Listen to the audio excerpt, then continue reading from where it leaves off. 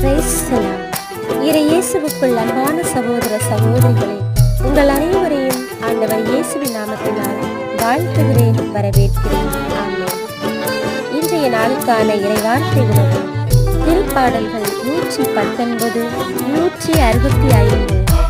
உமது திருச்சட்டத்தை விரும்புவோருக்கு மிகுதியான நல்வாழ்வு உண்டு, அவர்களை நிலைக்குலைய செய்வது எதுவும் இல்லை. கிறிஸ்துவில் பிரியமானவர்களை, இன்றைக்கான இறைவார்த்தையின் மூலம் ஆண்டவர் நமக்கு கற்றுத்தருகின்றார். அவருடைய